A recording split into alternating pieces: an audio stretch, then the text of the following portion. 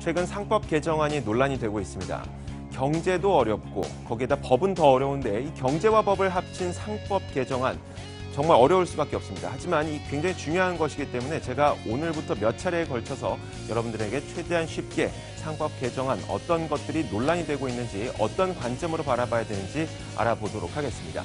자, 먼저 현재 논란이 되고 있는 상법 개정안은 주요 5가지로 나뉘게 됩니다. 첫 번째 감사위원 분리 선임, 그리고 집중투표제와 다중대표 소송제, 사회이사 선임 규제 강화, 전자투표제 도입 의무화 이런 것들이 있는데요. 말이 어려워도 신경 쓰지 않으셔도 됩니다. 제가 차근차근 하나씩 말씀을 해드리겠습니다.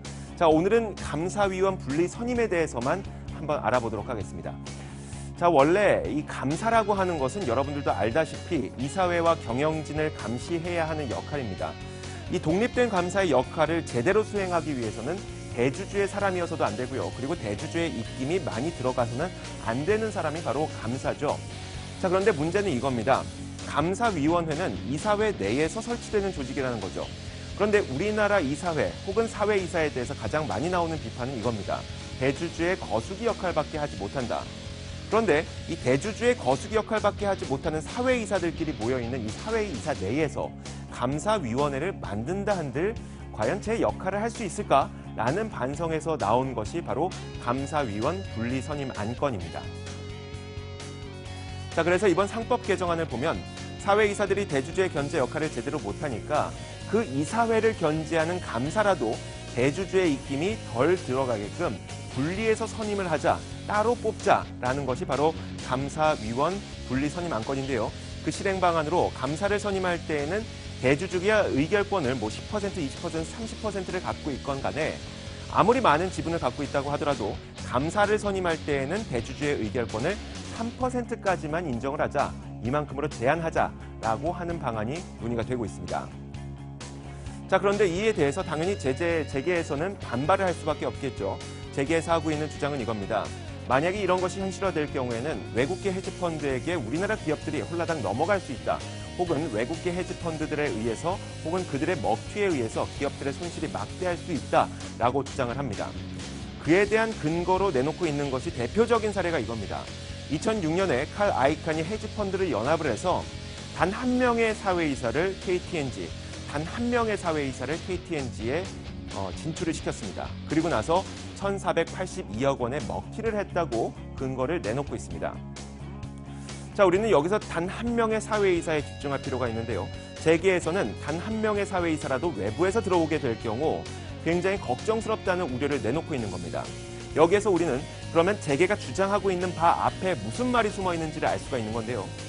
만약에 대주주의 사람이 아니라면, 대주주의 입김이 들어갈 수 있는 사람이 아니라면 감사가 됐든 사회이사가 됐든 단 한 명만 이사회에 진출한다고 하더라도 외국계 헤지펀드 혹은 행동주의 헤지펀드에 의해서 홀라당 넘어갈 수 있고 기업 손실이 막대할 수 있다고 주장을 하고 있는 겁니다. 자, 그런데 여기서 자가당착의 오류가 발생을 하게 됩니다. 원래 사회이사라는 것, 그리고 감사라고 하는 것은 경영진과 오너를 견제해야 하는 외부인이죠. 그러니까 대주주의 사람이 아니어야 한다는 겁니다. 그런데 재계가 지금 주장하고 있는 바는 단 한 명이라도 대주주의 사람이 아니라거나 혹은 오너의 사람이 아니라면 사회이사에 진출하는 것을 용납할 수 없다고 주장하는 것과 같은 겁니다. 자, 이런 문제점이 있는데요. 그렇기 때문에 사회이사도 지금 현재 회사 직원이라는 그리고 대주주의 사람이라는 잘못된 인식이 있기 때문에 이것을 바꾸고자 하는 것이 바로 감사위원 분리 선임 안건입니다. 물론 행동주의 헤지펀드의 공격에 대해서 위험 요인이 있다는 것을 부인하는 건 아닙니다. 하지만 기관 투자가의 목소리가 가장 크다고 알려진 미국에서도 지분 소유 상위 5인, 그러니까 대주주 5명의 지분 합산 규모가 30% 이하인 기업들, 대주주 5명이 모여봐야 지분이 30%도 안 되는 그런 작은 기업들을 말하죠.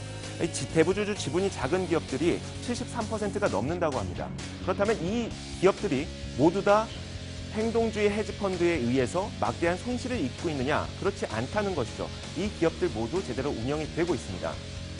그런 측면에서 봤을 때 단 한 명의 외부인이라도 사회이사에 진출하게 된다면 외국계 헤지펀드에 의해서 기업 손실을 막대할 수 있다고 주장하는 재계의 주장은 다소 무리가 있어 보입니다. 시장을 읽는 남자입니다.